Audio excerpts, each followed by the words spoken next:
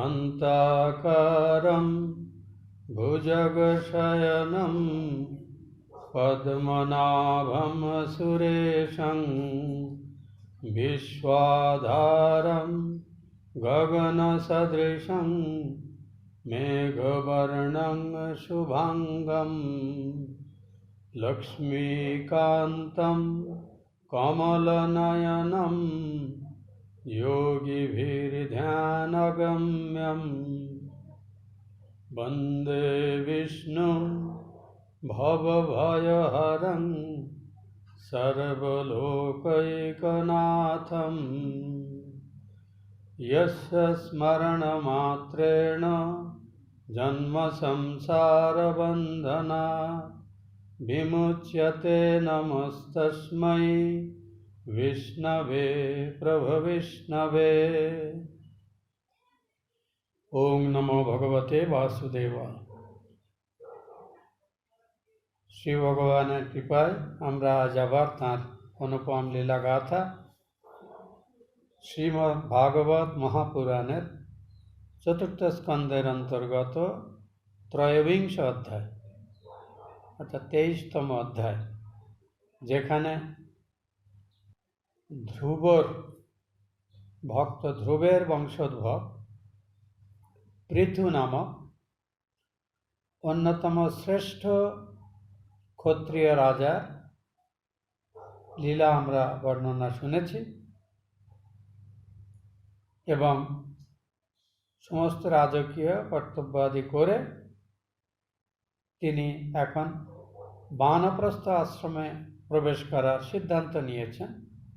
कठोर त्याग एवं तपस्या जीवन यापन करे भगवानेर अन्यतम श्रेष्ठ भक्त हिसेबे भगवानेर निज लोके प्रत्यक्षभावे तार सेवार नित्य अधिकार पावार बासना निये तिनि এই সিদ্ধান্ত নিয়েছেন।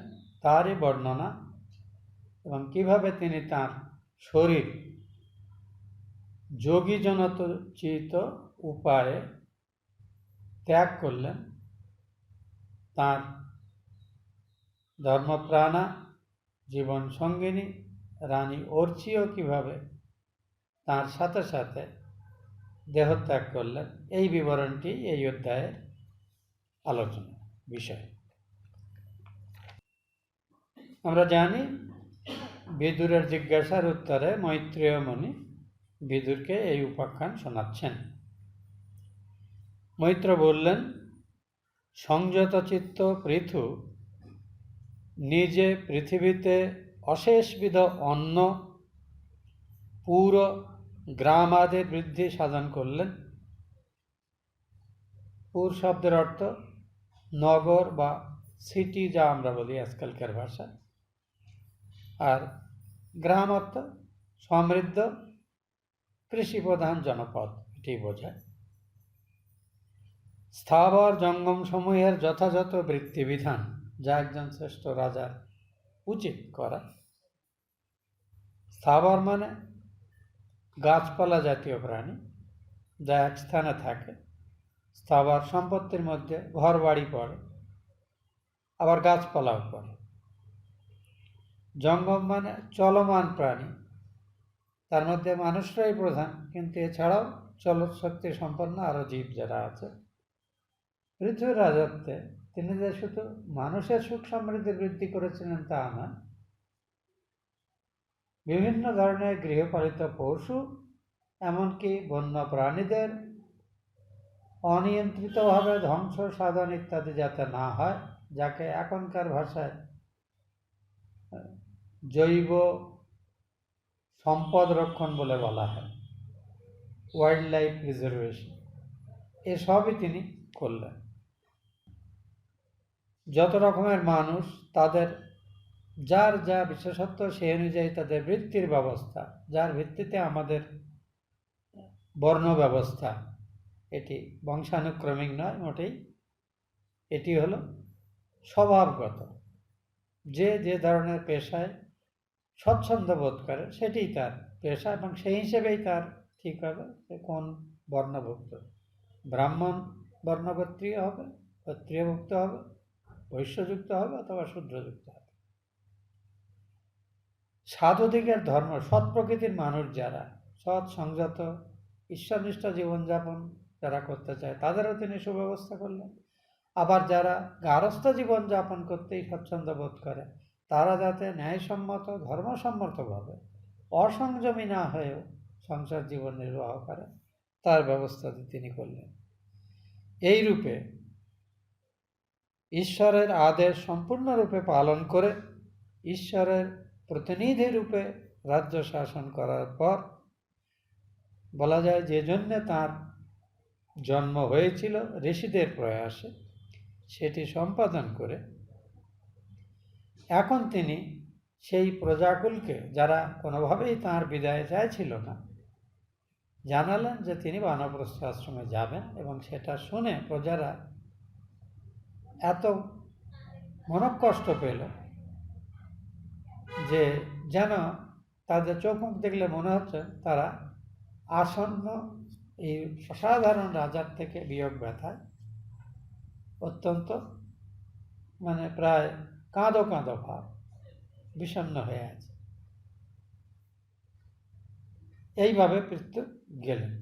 এখন কথা হলো, পৃথু তখনও তিনি রাজ্য পালনে সম্পূর্ণ সমর্থ, তথাপি তিনি কেন বানপ্রস্থ আশ্রমে গেলেন এই বিষয়ে পৃথুর মনের যে বিচার সেটি এখানে ভাগবতকার বর্ণনা করেছেন। পৃথুর চিন্তাটি এইরকম ছিল, আমি তো রাজ্যভোগ অনেকদিন করলাম, যথাশক্তি সাধু সজ্জন এবং বেদাদি শাস্ত্রের নির্দেশ অনুযায়ী প্রজারক্ষা, পৃথিবী বাসযোগ্য ছিল না, কৃষিযোগ্য ছিল না, তাকে সমতল করে কৃষিযোগ্য ভূমি সম্পাদন করা, যা করা সেগুলো আমি করেছি এবং নিজের কন্যার মতোই এই পৃথিবীকে আমি পালন করেছি। যাগ যজ্ঞ পূজার্চনা দেবোপাসনা, যা ভগবান বিষ্ণুর উপাসনা হিসেবে শাস্ত্রে বলা হয়েছে, আমি তা করেছি।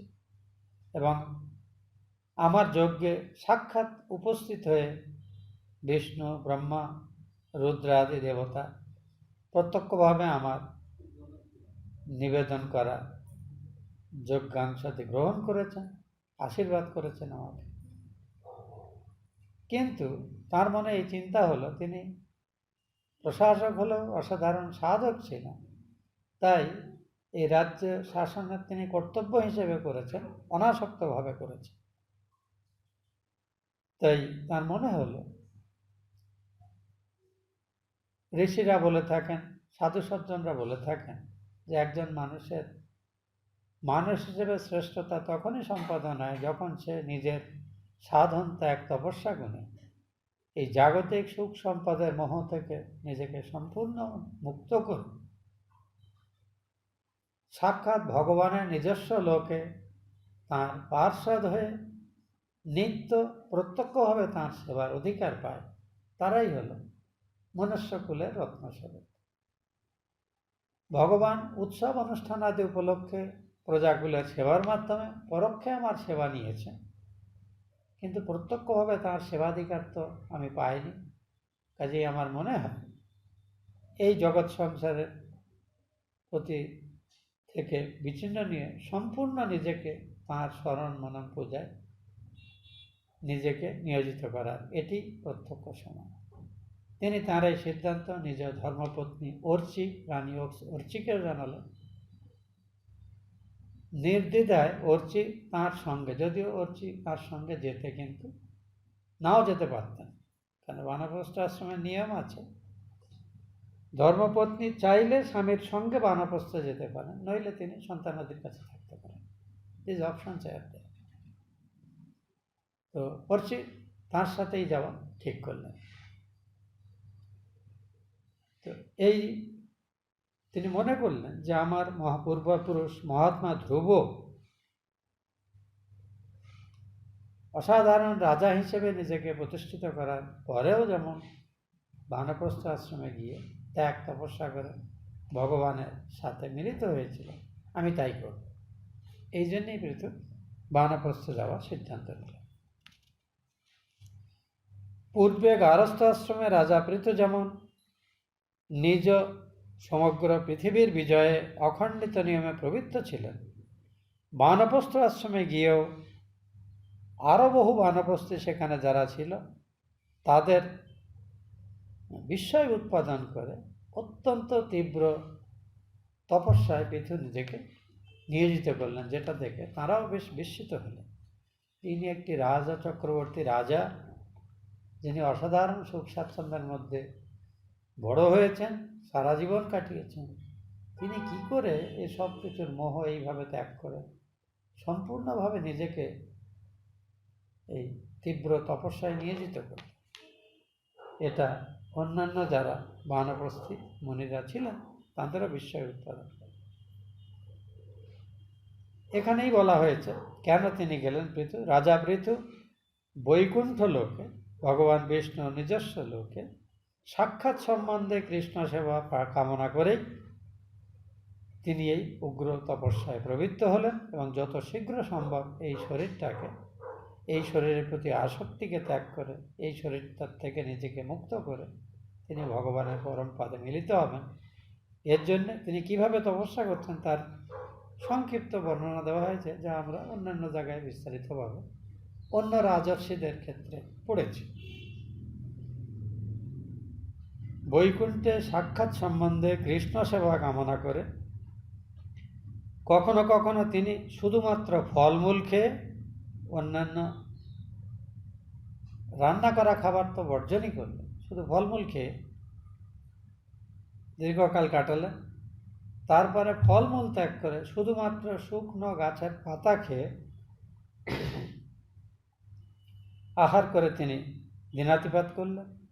এরপরে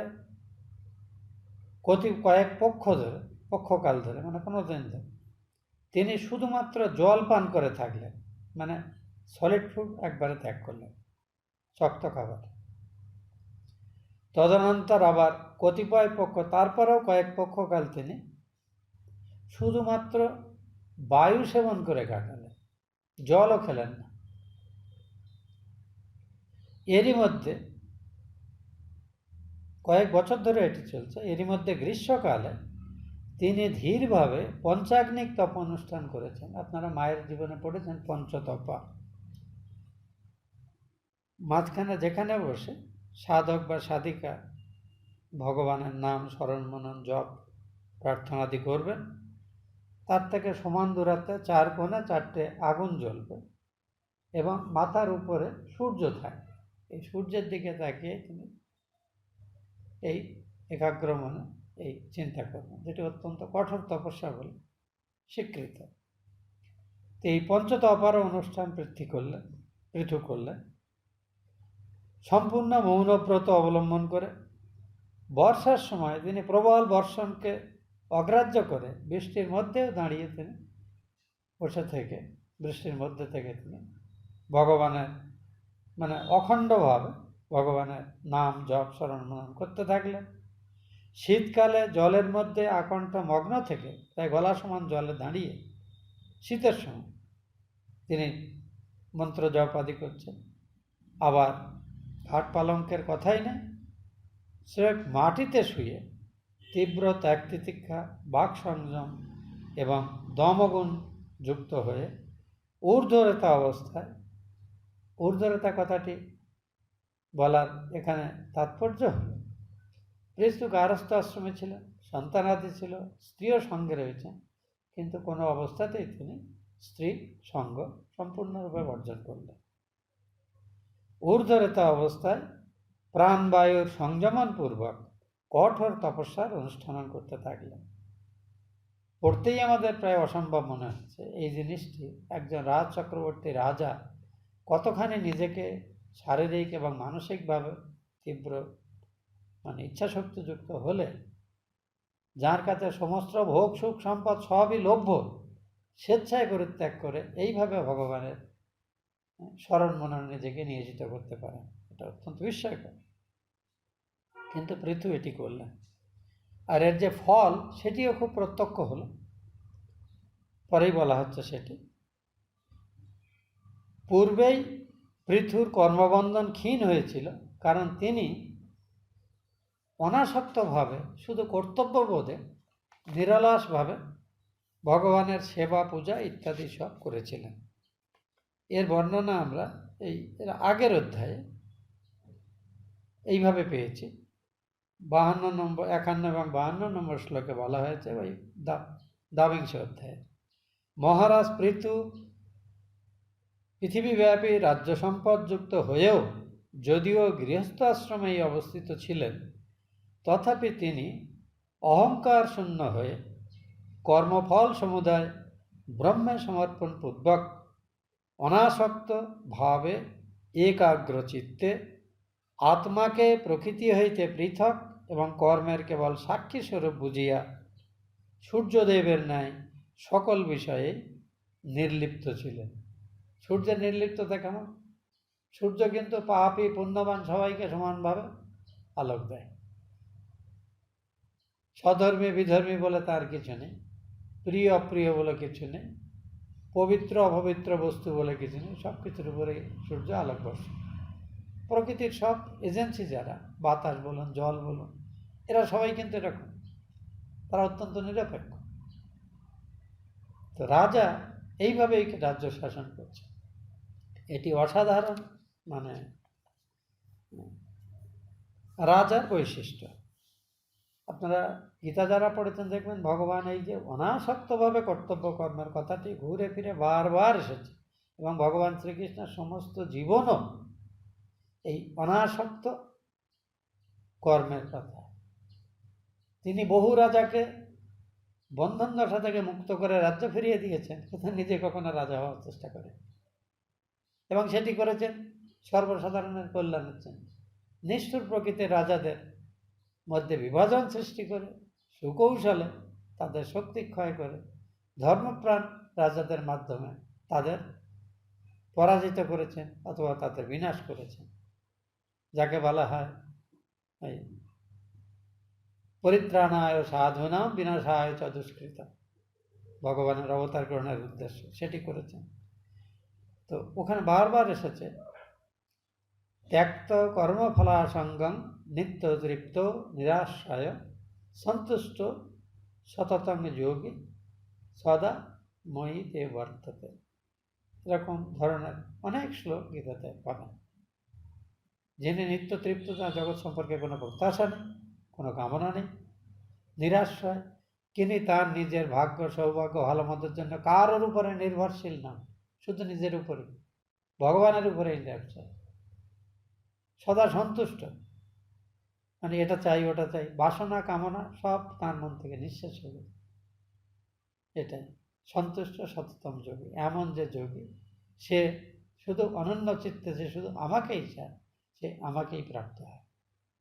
তো এ কথা গীতার একাধিক শ্লোক এরকম আছে, আমি জাস্ট একটির উদাহরণ দিলাম আপনাকে। ঋতুটুক এইভাবেই কিন্তু রাজত্ব করেছিল। আজ বানপ্রস্থ আশ্রমে গিয়ে অন্যান্য বানপ্রস্থীরা তাকে দেখে খুব বিস্মিত হচ্ছে যে একজন রাজ চক্রবর্তী রাজা কিভাবে এইভাবে কঠোর সাধনায় নিজেকে নিয়োজিত করতে পারে। রাজা পৃথু বৈকুণ্ঠে সাক্ষাৎ সম্বন্ধে কৃষ্ণ সেবার জন্য এই যে তপস্যা আরম্ভ করলেন, এই তীব্র তপস্যার ফলস্বরূপ তার সমস্ত কর্মজাত বন্ধন নষ্ট হল। সেই পৃথু ক্রমে পরিণতিপ্রাপ্ত সেই তপস্যার অনুষ্ঠানে প্রসন্ন অন্তঃকরণ হলেন। অন্তঃকরণের প্রসন্নতা একটি দুর্লভ জিনিস, একে বলে চিত্ত প্রসাদ। আমরা তো অন্নপ্রসাদে, পায়েস প্রসাদের খুব ভক্ত, কিন্তু চিত্তের প্রসাদ মানে হলো যে মনে জাগতিক সববিধ কামনা থেকে যে মন সম্পূর্ণ মুক্ত, এবং সাধারণত মন কোনো একটি আশ্রয় ছাড়া থাকতেই পারে না, যে মন ভগবানের লীলা চিন্তনে, তার নাম জপে, তার নাম লীলা কীর্তনে সর্বদা মগ্ন, ঈশ্বর বই আর কিছু জানি না। ঠাকুর কথামৃতে মাঝে মাঝে বলেছেন, আপনারা কথামৃতের সাথে পরিচিত, শুনে থাকবেন, মায়েরই বলছে, ঈশ্বর বই আর কিছু ভালো লাগে না। এই যে ঠাকুরের মায়েরই বলছি কথাটা, শুনতে খুব সাধারণ চলিত কথার মতো মনে হয়। এটা ঠিক ভগবান গীতাতে যেমন বলছেন, কৌন্তেয় প্রতিজানীহি ন মে ভক্ত প্রণশ্যতে। অর্জুন, তুমি শপথ করে আমার বলতে পারো মানুষের কাছে, জগতের কাছে, যে আমার ভক্তের কখনো বিনাশ হয় না।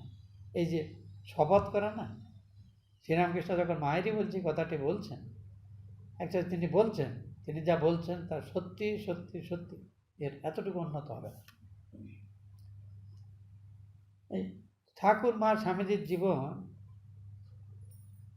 সকলেই আমাদের ভক্ত নয়। ধরুন এই আমাদের এই প্রসঙ্গই যারা শোনে তারা সবাই কিন্তু রামকৃষ্ণ মিশনের মার্কা দেওয়া ভক্ত নয়, তারা দীক্ষিত ভক্ত নয়।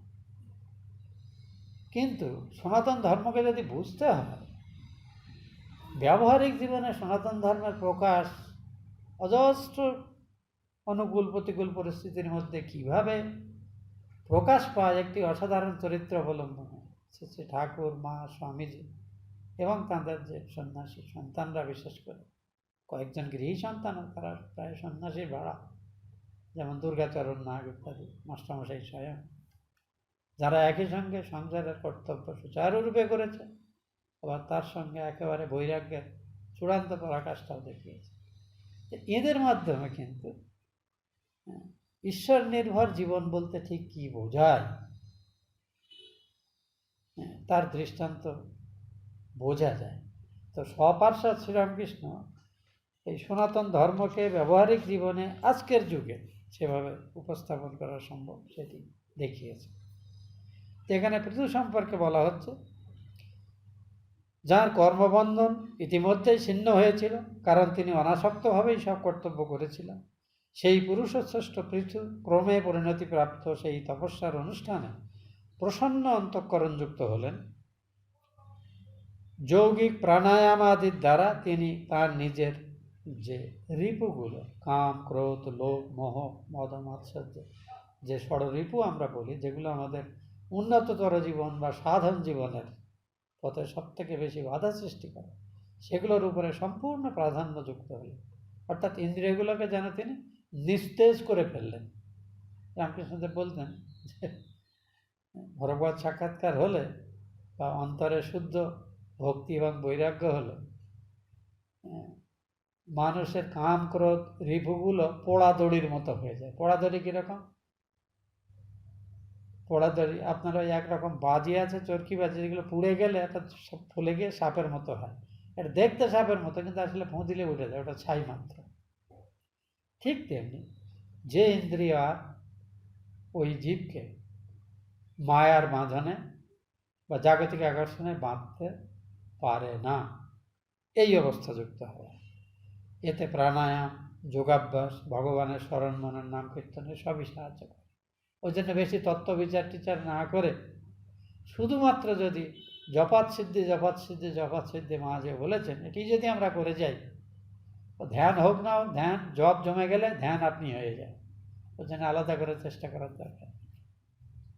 সেটাই বলছে প্রাণায়াম আদি, মানে এর সবগুলোকেই সংক্ষেপে একসাথে বোঝানো হচ্ছে, এটা আমরা বুঝে নেব।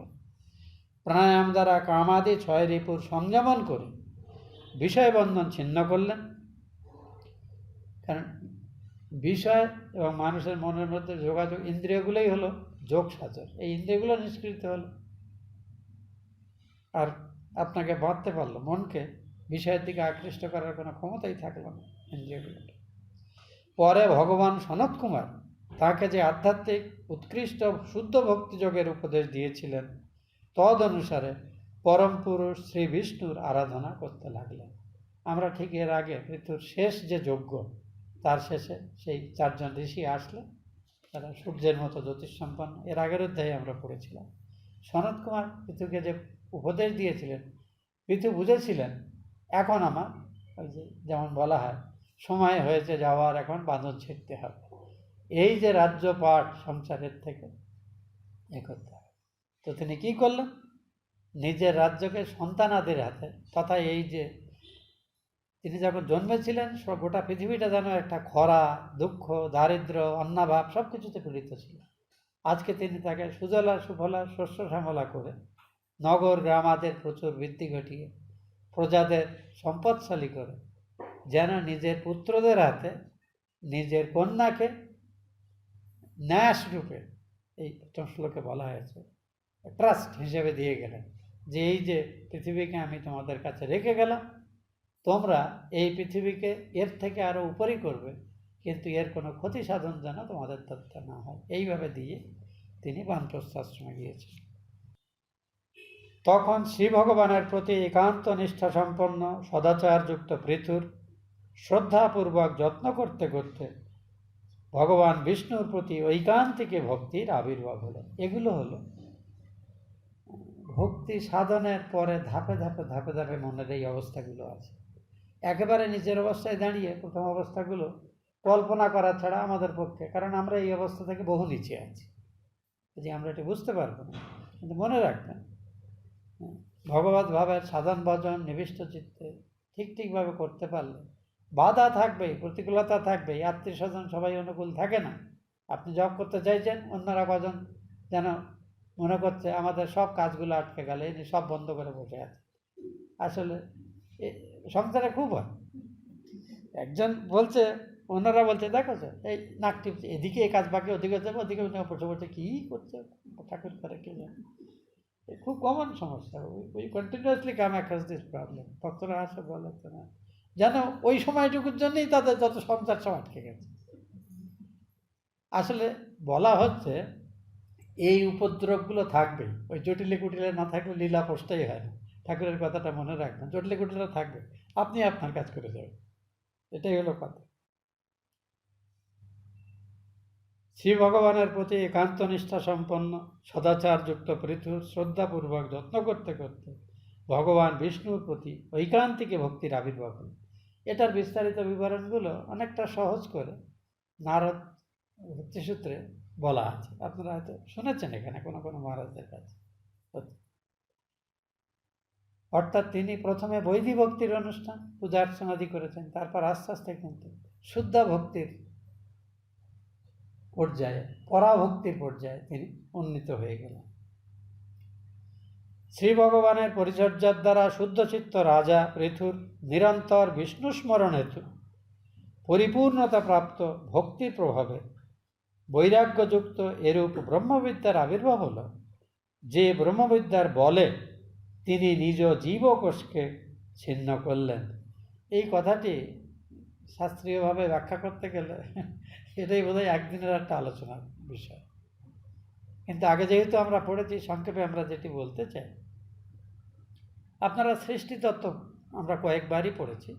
বিভিন্ন প্রশ্নকর্তার প্রশ্নের উত্তরে কোনো মুনি বা ঋষি তিনি এই জগৎ কিভাবে ভগবান বিষ্ণু যিনি নির্গুণ নিরাকার আত্মারাম, তার মধ্যে একটি ইচ্ছার উদ্ভব হলো আমি একা আছি, আমি অনেক হব। তখনই তিনি সনাতন সত্তার কিছু অংশকে তাঁরই শক্তি ত্রিগুণাত্মিকা মায়াকে প্রকৃতি সম্ভবষ্টব্য সম্ভব আমি আত্মমায়া, গীতাতেও আছে, তিনি জীবরূপে প্রকাশ হলেন। এর একটি ক্রম বলা হয়েছে, যেটাকে আমাদের উপনিষদে বলা হয়েছে তস্মাৎ বা এতস্মাৎ আকাশাৎ, এই পরম এতস্মাৎ আত্মনঃ আকাশাৎ সম্ভূতঃ আকাশাৎ বায়ু বায়ের অগ্নি অগ্নের আপঃ অদ্ভা পৃথিবী। সেই পরমাত্মার থেকে প্রথমে মহত্তত্ত্বের আবির্ভাব হলো, তার থেকে অহংকার তত্ত্ব থেকে পঞ্চ তন্মাত্রা এবং মন, তার থেকে পঞ্চকর্মেন্দ্রিয়, পঞ্চ জ্ঞানেন্দ্রিয়, পঞ্চপ্রাণ এবং পঞ্চস্থূলভূত ক্ষিতি অপ তেজ মরুদ্বম, এই অতি সূক্ষ্ম জিনিস তৈরি হলো। এগুলোকে আমাদের বেদান্তে একটি শব্দ আছে, বলা হয় পঞ্চীকরণ। নানা রকমের পারমুটেশন কম্বিনেশনে চেতন, অচেতন, জড়, স্থাবর, জঙ্গম সব রকমের জীবকুলের সৃষ্টি হলো। তো এটাই হলো সৃষ্টির ক্রম। একজন যোগী যখন সচেতনভাবে এই জীব শরীরের আকর্ষণ আস্তে আস্তে দর করে, তখন তাকে কিন্তু ঠিক বিপরীত ক্রমে যাত্রা করতে হয়, যার জন্য ত্যাগ, তিতিক্ষা, তপস্যা, সেটা ভক্তিমার্গ অবলম্বনে হোক, যোগমার্গ অবলম্বনে হোক, কর্মমার্গ অবলম্বনে হোক, কিংবা শুদ্ধ জ্ঞান বিচারও হলো, যে কোনোভাবে হোক, জ্ঞান ভক্তি কর্ম ভক্তি এর একটা হোক বা একাধিকের কম্বিনেশন করে প্রথমত ওই জগতের আসক্তি কাটাতে হবে। তারপর থেকে মনটাকে, শরীর, এই আমি ভাবটা ঊর্ধ্বে করতে হবে। স্থূল বাঁধন কাটালেও কিন্তু মনের বাঁধন কাটানো খুব মুশকিল। এর মাঝে আবার নানাবিধ শক্তি, অলৌকিক শক্তি আদি এসে পড়ে, সেই শক্তির প্রলোভন কাটাতে হয়। এই করে করে ধীরে ধীরে ধীরে ধীরে মনকে তুলতে হয়। তারই সংক্ষিপ্ত বর্ণনা এখানে আমরা পেয়ে যাব একটুখানি রাজা পৃথুর বর্ণনা।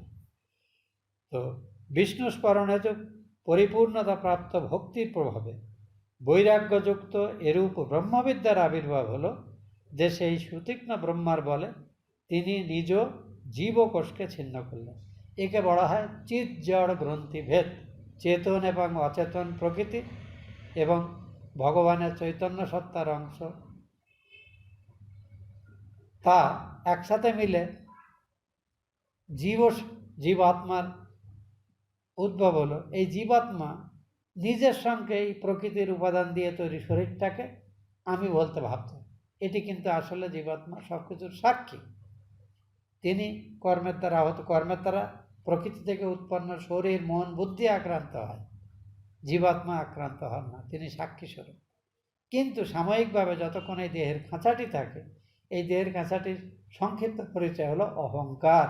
এই যে আমি আমি আমি আমি আমি, এই আমির থেকেই বাকি সব ফেকড়ি বেরোতে থাকে। ঘর সংসার, স্ত্রী পুত্র, বাবা মা, স্বামী সন্তান, এটা ওটা সেটা, আপন পর, রাজ্যের জটিলতা। চিৎজড় গ্রন্থিবেগ মানে এই অহংকার থেকে মানুষের মুক্ত হয়ে যাওয়া।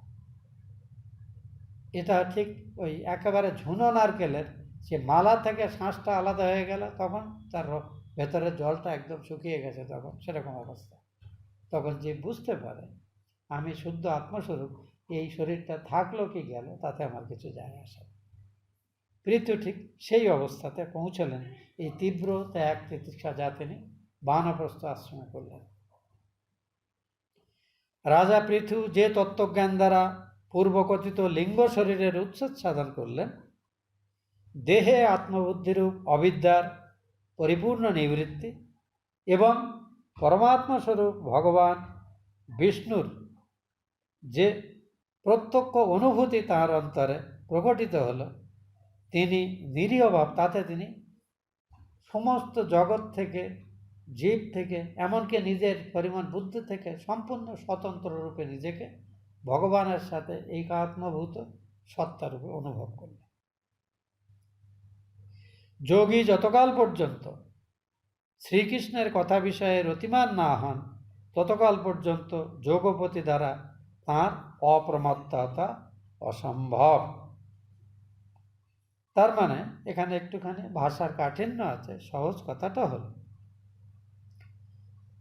ভগবানের সেবা কোনো কামনা বাসনা বা প্রত্যাশা না রেখে নিরন্তর করে যাওয়ার ফলে এমন হয় যে ভগবানেরই কৃপায় তাঁর যে মায়াশক্তি আমাদের এই জগতে আবদ্ধ করে রেখেছে, কামনা বাসনার পর জীব রূপে আমাদের কখনো হাসাচ্ছে, কখনো কাঁদাচ্ছে, কখনো রোগ ব্যাধিযুক্ত, কখনো কখনো সুস্থ শরীর দিচ্ছে, সেই শরীরের বাধা থেকে একমাত্র তাঁর কৃপায় মুক্ত হওয়া যায়। একথা ভগবদ গীতাতেও, গীতাকে সবসময় রেফারেন্স এসে পড়ে, কারণ গীতা সর্বশাস্ত্রময়ী।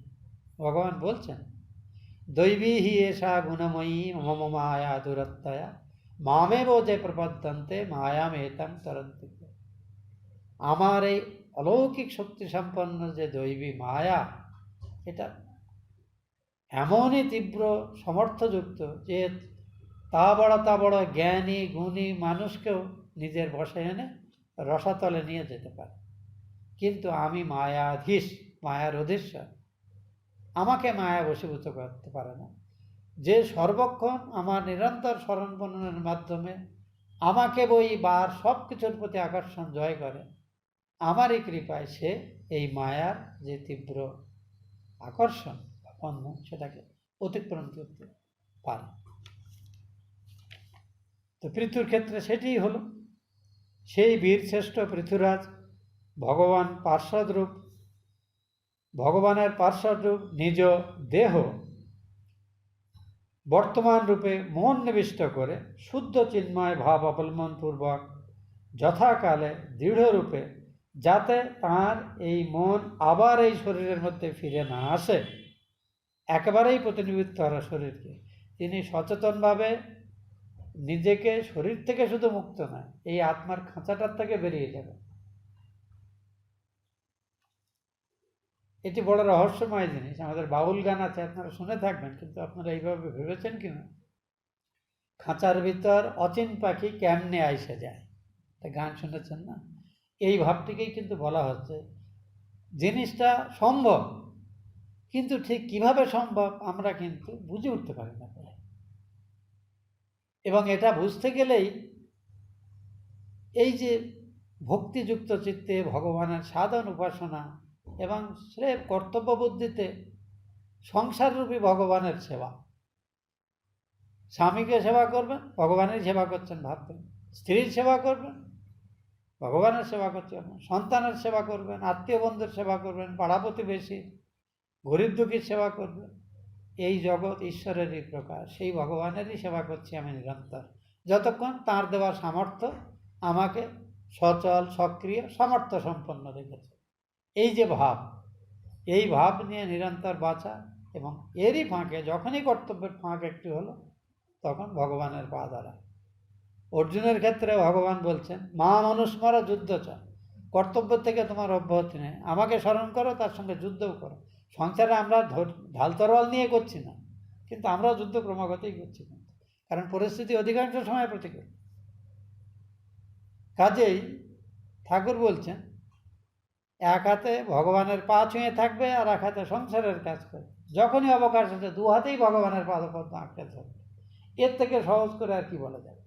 এই যে মা মনুষ্মরা যুদ্ধ চ, যা ভগবান অর্জুনকে বলেছেন, শ্রীরামকৃষ্ণ তার সহজ কথা এইভাবে, তিনি আমাদের মতো তো ওই স্কুল কলেজে পড়ে বুদ্ধিগুলো ঘুলিয়ে যায়নি, তো তিনি সিধে বলতেন আর কি। আমাদের এই গুচ্ছের হাবিজাবি পড়ে না আমাদের মন জটিল হয়ে যায়, ওইখানে টেক থিংস সিরিয়াস, মানে ইজিলি আমরা নিতে পারি, সহজভাবে নিতে পারি। তার কাছে সবই অত্যন্ত সহজ ছিল, আর ওই জন্যই সচেতনভাবে তিনি স্কুল কলেজের পড়ার থেকে ভাবতেছেন, ওটা তোমরা করো ভাই, চাল কলা মাথার দরকার যাদের আছে, আমার দরকার নেই, আমি সেটিই করবো যাতে ভগবানের সঙ্গে আমার যে নিত্য সম্পর্ক সেটি আমি বুঝতে পারি।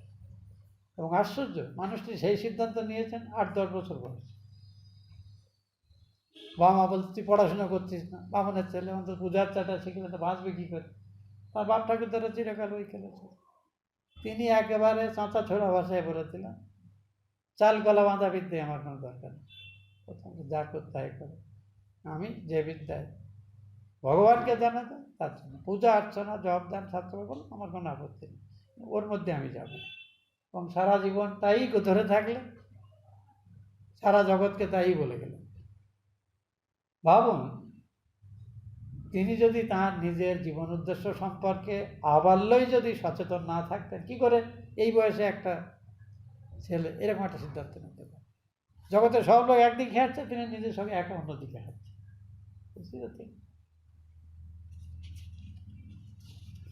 এবার যে রাজা পিতুর শরীর ত্যাগটি, সেটি খুব সুন্দরভাবে এখানে আমরা এই বর্ণনা আগে পড়েছি। আমরা ভীষ্মের শরীর ত্যাগ প্রথমে পড়েছিলাম ভাগবত পড়ার সময়, তারপরে কয়েকজনের শরীর ত্যাগ আমরা পড়েছি ইতিমধ্যে। যেমন ধ্রুব যেভাবে শরীর ত্যাগ করলেন তার বর্ণনা আমরা পরে আমরা প্রহ্লাদের কথা পড়ব। সেরকমভাবে এই ঘটনাটি বারবার বলা মানে একজন মানুষ ইচ্ছা করলে কি করে তীব্র ইচ্ছা শক্তি সহায়ে নিজেকে সম্পূর্ণরূপে নিজের শরীর থেকে বিচ্ছিন্ন করে একেবারে বরাবরের মতো শরীরটাকে খড়গুলোর মতো ফেলে বেরিয়ে যেতে পারে। স্বামীজির যখন শরীর যায়, সেদিন স্বামীজি সম্পূর্ণ সুস্থ ছিলেন, সেদিন তার অসুখের কোনো লক্ষণই ছিল। সকালবেলা ব্রহ্মচারীদের শাস্ত্রপাঠও করিয়েছেন, রাত্রে শরীর গেছে তখন শশী মহারাজ স্বামী রামকৃষ্ণ দেব সন্ধ্যাবেলা একটু শুয়েছেন, ওই পাশে একটা খাট আছে, ক্যাম্প খাট, খাটটি প্রয়োজনে বাইরে নিয়ে আম গাছতলা পাতা ওখানে শাস্ত্র পড়াতেন, ঘরে বিশ্রাম করতেন। তার বিছানার রেগুলার খাট অন্য একটি ছিল। এখনও 3টে খাটই দেখা যায় বেলুর মঠে গেলে। তো শশী মহারাজ হঠাৎ দেখছেন স্বামীজি তার স্বামী, শশী শরীরটাকে থুতুর মতো ছেড়ে ফেলে দিলাম। শশী মহারাজের কী বলছে আমি কেন দেখলাম। পরের দিনই টেলিগ্রাম এলো স্বামীজি শুয়েছে। ওই দিন সন্ধ্যাবেলা যে সেবক তাঁর সেবা করতেন উনি একটু ধ্যান করেছেন, তারপরে শুয়ে পড়েছেন। বললেন তুই বাইরে যা, বা ডাকলে তখন আসিস। আর স্বামীজি ডাকেন। বেশি দেরি হচ্ছে দেখ, আমি ঘুমিয়ে গেছেন কিনা হয়তো দেখুন। তখন দেখলেন অবশিষ্ট, তখন বাকি সবাইকে ডাকা হলো, এই ঘটনা হলো। এই যে সচেতনভাবে একটা মানুষ নিজের শরীর ত্যাগ করে যেতে পারে, এটা কি করে যোগীরা করে তার একটি বর্ণনা এখানে আছে। এটা আমিও পড়ছি কিন্তু থিওরির মতো। I don't know this process, but it is possible.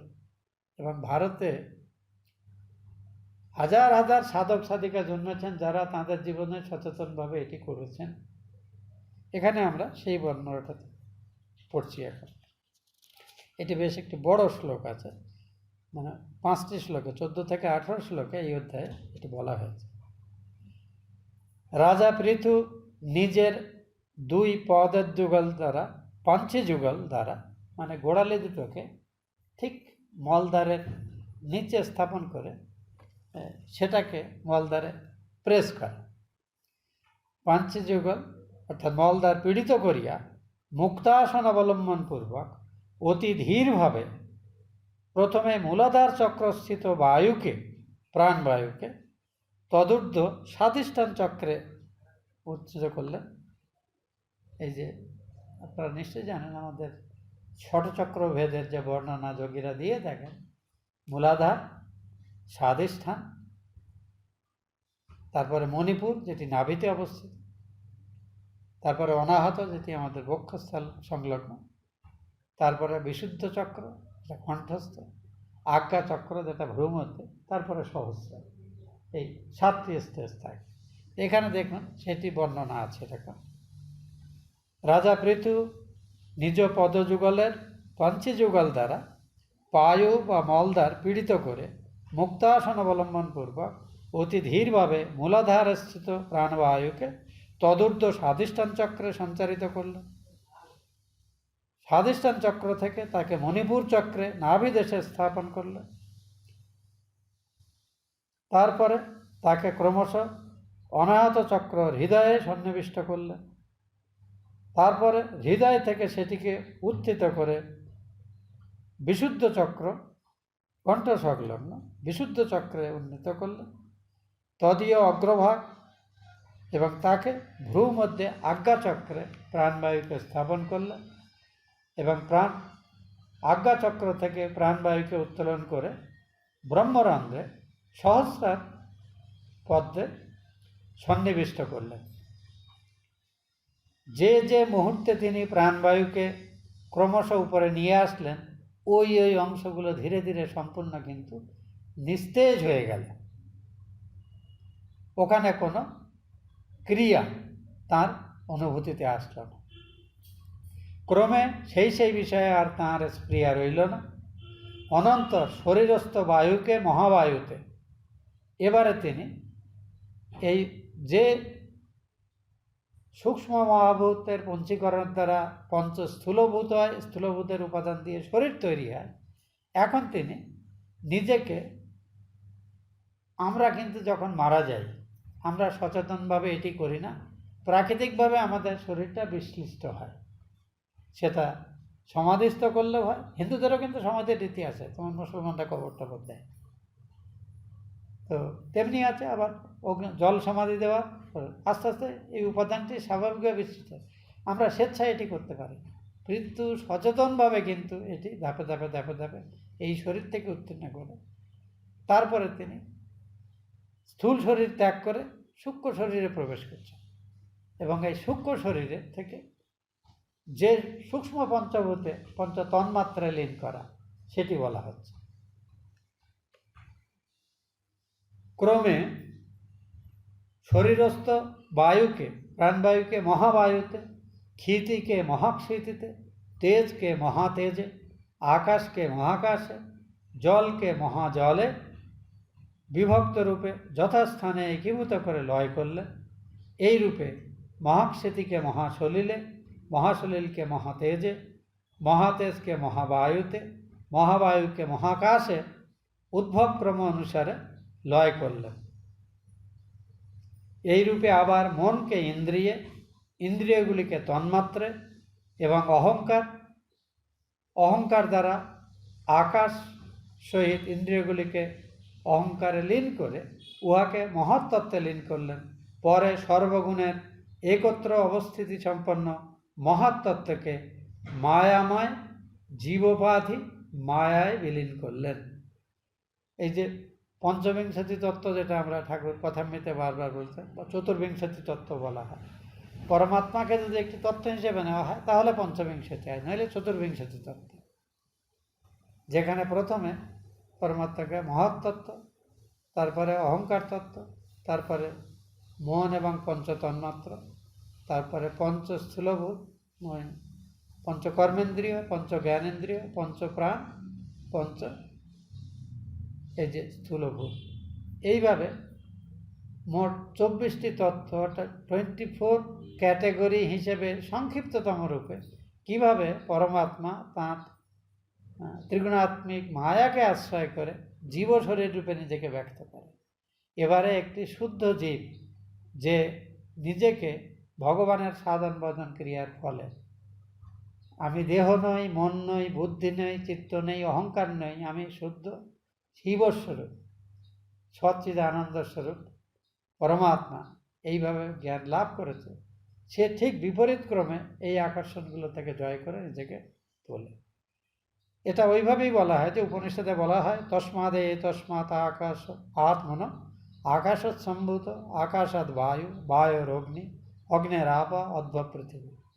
এই যে মায়িক ব্রহ্ম হইতে আকাশ উৎপন্ন, আকাশ থেকে বায়ু, বায়ু থেকে তেজ, তেজ থেকে জল, জল থেকে পৃথিবী উৎপন্ন হয়েছে। এই যে উদ্ভব ক্রিয়ার ঠিক বিপরীত ক্রমে একজন যোগী সচেতনভাবে নিজের মনকে তার এই দেহ মনের খাঁচা থেকে বাইরে নিয়ে যেতে পারে। একেই বলা হয় চিৎ জড় গ্রন্থিভেদ বা হৃদয় গ্রন্থিভেদ। এইভাবে পৃথু নিজেকে রাজা পৃথু যৌগিক প্রক্রিয়া অবলম্বন পূর্বক এক্ষণে দেহ পরিত্যাগ করলেন। ত্রয়োদশ এই শ্লোকটি এখানে বর্ণনা করা হলো। যিনি এরপরে পৃথু যখন শরীর ত্যাগ করলেন তখন তাঁর সহধর্মিনী অর্চি, যাকে বিষ্ণুর অংশ সম্ভূতা বলে, লক্ষ্মীর অংশ সম্ভূতা বলে বলা হয়েছে, আমরা আগে পড়েছি, তিনি কি করলেন সেটি এখন আমাদের পাঠকদের জানানো হচ্ছে। যিনি মাটিতে পা রাখারও অযোগ্য, অর্থাৎ তিনি অত্যন্ত কোমলাঙ্গী ছিলেন এবং কখনোই উচ্চ সাধন করেননি, সেই সুকোমলাঙ্গী পৃথুপত্নী অর্চি মহারানী পদব্রজে নিজের পতির অনুসরণপূর্বক বনে গিয়েছিলেন স্বেচ্ছায়। পৃথু চাননি তিনি যাবেন কিনা, তার উপরে ছেড়ে দিয়েছেন, তিনি গেছিলেন। অথচ তাঁর অপশন ছিল তিনি সন্তানদের কাছে ছেড়ে দিতে পারবেন। আমরা যেমন দেখেছি কপিল যখন দেবহূতি কপিল উপাখ্যানে আমরা দেখেছি মহর্ষি কর্দম যখন সন্ন্যাসাশ্রমে প্রবেশের করলেন, সিদ্ধান্ত নিলেন, তার কাছ থেকে, স্বামীর কাছ থেকে প্রথমে তত্ত্বজ্ঞান চাইলেন যে আমি রাজকন্যায় ভোগসুখে আসক্ত ছিলাম, তোমার মতো দেবতার ন্যায় স্বামী পেয়েও এই সংসার মোহ কী করে কাটাতে হয় সেই উপদেশ নিয়ে আমাকে সেটা তুমি বলবেন। বলে সেটা আমি না বললেও চলবে, তোমার গর্ভে যিনি আসছেন তিনি সাধারণ কেউ না, সাক্ষাৎ ভগবান তোমার সন্তান রূপে আসছেন, সেই তোমাকে তত্ত্বজ্ঞান দেবে। আমরা সেই দেবহূতিকে দেওয়া কপিলের উপদেশ আমরা পড়েছি আগে, এই সম্ভবত 3য় স্কন্ধে আমরা পড়েছি। তো সেখানে এই বর্ণনা আমরা পড়েছি। তো সেই রকমভাবে এখানে দেখুন কর্দম ঋষি গেলেন, কিন্তু হয়তো দেবহূতি যেতে চাইতেন, কিন্তু তখন তিনি সন্তান সম্ভব, যে সন্তানের একটি অলক্ষ্য, তখন তিনি স্বামীর সঙ্গে কিন্তু সন্ন্যাসাশ্রমে যাননি, বানপ্রস্থাশ্রমে যাননি।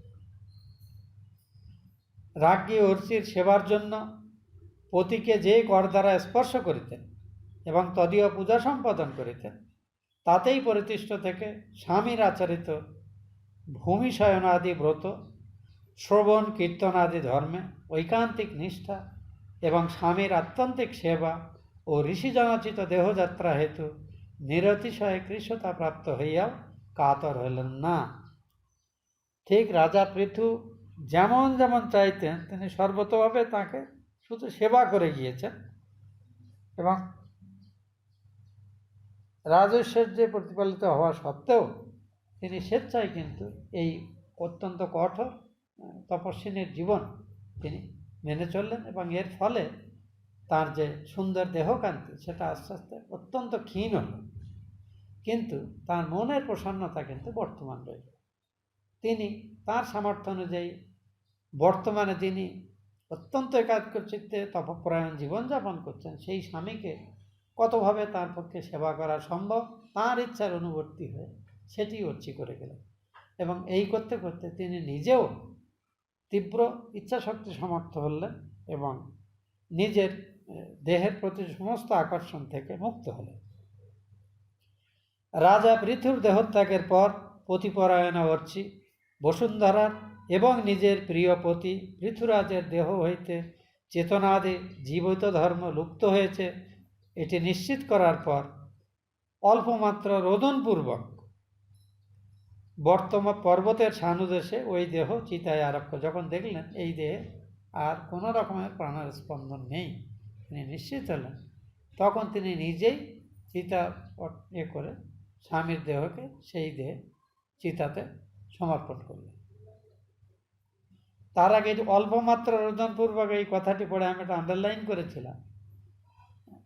ঠাকুর যখন মহাসমাধি যখন হলো, মা খবর পাওয়ার বলে একটু লাঠু মহারাজের বর্ণনাতে এটা আছে, আপনারা যারা লাঠু মহারাজের স্মৃতিকথা পড়েছেন দেখবেন যে মা ঠাকুরের মহাসমাধি হয়েছে এটা শোনার পরে উপরে চলে এলেন, মা কালী গো কোথায় গেলে গো বলে একটুখানি জোরে কেঁদে উঠলেন, সেই যে একবার কথা বলে তারপরে সেই যে চুপ করলেন আর একটু টুঁ করেন। লাঠু মহারাজ বলছেন মেয়েরা একটুখানি আবেগপ্রবণ হয় এবং তারা একটু কান্নাকাটি এগুলো করে, জানে এটা হয়তো এতে হবে না, কিন্তু ইট ইজ অ্যান আউটবাস, এটা না হলে ওরা মনের অসুবিধে হয়। অন্তত ডাক্তাররা বলে ইমোশনের প্রকাশ খুব দরকার, না হলে ইমোশন রুদ্ধ হলে হতে অন্যরকম মানসিক বিকার হতে পারে। তো আর কিছু করেন তো এখানে এই অর্চির এই অল্পমাত্র রোদনপূর্বক এই যে বর্ণনা ভাগবতকার লিখেছেন, এটি শুনে আমার মনে পড়ল যে শ্রীরামকৃষ্ণ মহাপ্রাণের পর মা সারদা দেবীর যে প্রতিক্রিয়া, তারপরে তিনি দেখলেন চলে গেলেন, তো যেহেতু শিষ্য সন্তানরা তারা সব তিনি আর সেখানে থাকেন। অল্পমাত্র রোদনপূর্বক পর্বতের সানুদেশে ওই দেহ চিতায় আরোপণ করলেন।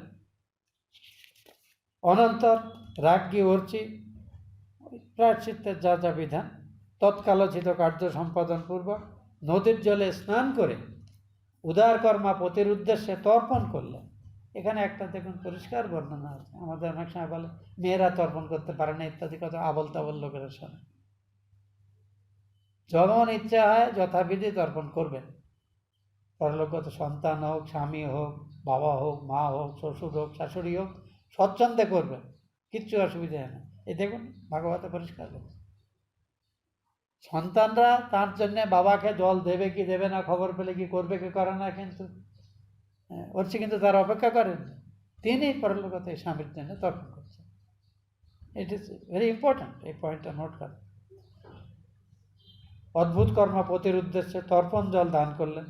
পরে আকাশস্থিত দেবতাগণকে নমস্কার করে 3 বার পাশেই আরেকটি চিতা তিনি নিজেই তৈরি করে রেখেছিলেন, স্নান করে স্বামীর উদ্দেশ্যে তর্পণ করে অগ্নি প্রজ্বলন করে নিজেই ওই অগ্নিতে 3 বার প্রদক্ষিণ করে ওই অগ্নিতে তিনি স্বেচ্ছায় প্রবেশ করলেন। পতিব্রতা অর্চি বীরশ্রেষ্ঠ স্বামী পৃথুর অনুগমন করলেন দেখে বরদানে তৎপরা বহু সহস্র সংখ্যক দেবপত্নীগণ দেবতাগণের সঙ্গে মিলিত হয়ে তাহার স্তুতি করতে লাগলেন। দেবপত্নীগণ বলতে লাগলেন, দেখো এই বধূ অর্চি ধন্য, বিষ্ণুর ভার্যা লক্ষ্মী যেমন যজ্ঞেশ্বর বিষ্ণুর ভজনা করেন, সেইরূপ যে অর্চি রাজকুল নায়ক নিজ পতির উক্তরূপে সর্বপ্রযত্নে সেবা করেছেন এবং সেই সাধ্যি অর্চি অভাবনীয় কর্ম হেতু আমাদিগকে অতিক্রম করে অর্থাৎ আমাদের দেবতাদের এবং দেবপত্নীদেরও অতিক্রম করলে সরাসরি বিষ্ণুলোকে গমন করছেন স্বামীর সহগামিনী হয়ে বলে তারপরে তাঁরা বলছেন এটার একটু অর্থ আছে। কেন বলছেন মনে রাখবেন, একমাত্র মনুষ্য লোকেই একজন মানুষ ত্যাগ তিতিক্ষা তপস্যা সাধন ভজনের দ্বারা দেবলোকের থেকে অনেক বেশি ঊর্ধ্ব লোকে সাক্ষাৎ ভগবান বিষ্ণুর সাথে মিলিত হওয়ার সামর্থ্য সম্পন্ন করে। এই সুযোগ দেবতাদের নেই। দেবতাদের এটি ভোগ শরীর, কর্মক্ষয়ের পরে তাদের আবার মানুষ হয়েই জন্মাতে হয়। ওই জন্যে নরনাম জীবনে নরজন্ম দুর্লভ বলা হচ্ছে। এই পৃথিবীতে অস্থির জীবন হয়েও, অর্থাৎ জীবন ক্ষণস্থায়ী, আমরা 60 70 80 বছর বাঁচুন অথবা 10 20 বছরে বা 3 মাসে 6 মাসে শরীর যাবে, শরীর যেটা জন্মেছে সেটা মরবেই। এই 10 20 বছর মহাকালের নিয়মে কিছুই না। এই পৃথিবীতে অস্থির জীবন হয়েও যেসব ব্যক্তি ভগবৎ প্রাপ্তির উপায়স্বরূপ এই মনুষ্যদেহকে সাধন ভজন ত্যাগ তিতিক্ষার জন্যে ব্যয় না করে তারা এই জীবনের অপচয় করছে। যে ব্যক্তি এই পৃথিবীতে মোক্ষের উপযোগী মনুষ্যত্ব লাভ করে, পারলৌকিক মুক্তি একদম নরশরীর থেকেই তার লাভ করা সম্ভব, মনুষ্যত্ব লাভ করে লৌকিক ভোগ বিষয়ে আসক্তি থেকে যায়, আত্মদ্রোহকারী সেই ব্যক্তি অতি আয়াসে বঞ্চিত হয়ে থাকে। মানে তাকে যে অসাধারণ সামর্থ্য দেওয়া হয় সেই সামর্থ্যের সে অসৎ উপযোগ করে। এরপরে বাকি এই একই ভাবের কিছু কথা আছে, আমাদের সময় অতিক্রান্ত, তাই আমরা অতিক্রম শেষ করবো এখানে। যেটা বলা হচ্ছে যে ঠাকুরের কথা দিয়ে এসে পড়ে এখানে, এই দেবক রমণীরা অর্চির উদ্দেশ্যে যে কথাগুলি বলছেন এবং সেই উপলক্ষে মনুষ্য জন্মের উৎকর্ষ বিষয়ক যে কথাগুলি বললেন, তাতে একটা কথাই মনে পড়ে ঠাকুরের। শ্রীরামকৃষ্ণ বলছেন, বাপু হে, জীবনে অনেক কিছুই করা হলো, কিন্তু যদি ঈশ্বর লাভ না হলে করা হলো তাহলে কিছুই কিছু হলো। মনুষ্য জীবনের উদ্দেশ্য ঈশ্বর লাভ। বারবার শ্রীরামকৃষ্ণের জীবনের শিক্ষার এটিই কেন্দ্রীয় ভাব। বাকি পূজা করি, জপ করি, যাগ করি, যুদ্ধ করি, অফিস কাছারি, রাজত্ব, সাধন, যাই কিছু করা হোক না কেন, যদি ভগবান লাভ না করা হয় তাহলে জীবনের সম্পূর্ণ সদুপযোগ হয় না, মনুষ্য জন্মের সদ্ব্যবহার অসম্পূর্ণ থেকে যায়। এটিই সত্য কথা। এরপরে বলা হচ্ছে, যে ব্যক্তি শ্রদ্ধাপূর্বক পৃথু এবং অর্চির এই সুমহৎ পবিত্র বৃত্তান্ত পাঠ করে বা অন্য পাঠ করলে শোনে কিংবা অন্যকে শোনাবে, সে ব্যক্তি পৃথিবীর মতোই সহজলভ্য ভক্তি, জ্ঞান এবং পারলৌকিক মুক্তির অধিকারী হবে। ইহা পাঠ করলে ব্রাহ্মণের ব্রাহ্মণ্য তেজ বৃদ্ধিপ্রাপ্ত হয়, ক্ষত্রিয় জগতের আধিপত্য লাভ করে, বৈশ্যকুলের অধিনায়ক হয়, শূদ্র সাধু শ্রেষ্ঠতা প্রাপ্ত হয়। এগুলোকে আমাদের শাস্ত্রে বলা হয় অর্থবাদ। একটি অপূর্ব উপাখ্যান, অপূর্ব জীবনের যে কীর্তিগাথা যেটি বলা হলো, সেগুলো যদি আমরা শ্রদ্ধার সঙ্গে পড়ি এবং আমাদেরই সামর্থ্য অনুযায়ী সেগুলোকে সাধ্যমতো আমাদের জীবনে প্রয়োগ করার চেষ্টা করি, তা না করলে এগুলো শোনাও কাজে আসে না, দেখাও কাজে আসে না, ভাবাও কাজে আসে না। শুধু মানুষকে জ্ঞান দেওয়ার জন্য যারা করে তারা নির্বোধ। এই যে আমরাও এটি করছি, এটি কিন্তু আমাদের সাধারণ জীবনের অঙ্গ হিসেবেই করছি। আমরা যে জানি বুঝি সেটা জানান দেওয়ার জন্য বিন্দুমাত্রও না, যার জন্যে আমরা সব কিছুকে আলটিমেটলি ভগবানের পায়ে সমর্পণ করে এর ভালো বা মন্দ যাই ফল থাকুক সবটার থেকে নিজেদের মুক্ত রাখার জন্য সবসময় চেষ্টা করি। তো এইভাবেই আমরা একটা অসাধারণ, অন্য পৃথিবীতে যত রাজাদের কথা বলা হয়েছে আমাদের পূর্বপুরুষ হিসেবে যারা পরিগণিত, তাদের মধ্যে পৃথু ছিলেন অন্যতম সর্বগুণ সম্পন্ন একজন রাজা, যিনি একাধারে রাজা ছিলেন, সমস্ত রাজকর্ম করেছেন, আবার একজন মানুষ হিসেবে অসাধারণ সাধন ভজন ত্যাগ তিতিক্ষা সহায়ে রাজার থেকে তিনি ঋষিত্বে উন্নতি করেছেন। শ্রেষ্ঠ রাজর্ষিদের মধ্যে অগ্রগণ্য পৃথুর উপাখ্যান এবং তাঁর ধর্মপত্নী যিনি সর্বতভাবে তাঁর সহযোগী ছিলেন, তার উপাখ্যান আমরা এই অধ্যায়ে শেষ হচ্ছে। এরপরে আমরা একটু অন্য উপাখ্যানে প্রবেশ করব। ওম ইতবুদ্ধং প্রাণবুদ্ধি দেহধর্মাধিকারত জাগ্রত স্বপ্ন সুষুপ্তি অবস্থাসু मनसा वाचा कर्मणा हस्ताभ्यं पद्भ्यं उदरेण शिष्णा यत्कृतं यदुक्तं यत्स्मृतं तत्सर्वं ब्रह्मार्पणं भवतु स्वाहा मां मोदयन्स सकलं श्रीरामकृष्णचरणे समर्पये।